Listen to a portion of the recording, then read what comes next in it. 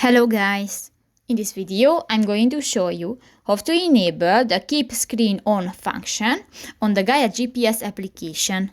But first of all, I just want to mention, please don't forget to subscribe to our channel, because at 100,000 subscribers we are going to show you our YouTube revenue statistics and growth strategy, how to make money online.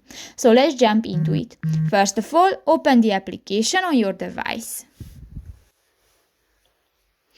New, go to the settings icon next to the saved button at the lower right corner of the screen in the lower bar. And here go to the performance section, the fifth option. And in the power saving section you can find the first option, the keep screen on.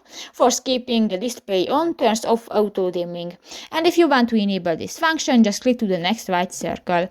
And if it will be green, this function will be enabled. So that's pretty much it for this video, guys. See you in the next one. Bye bye.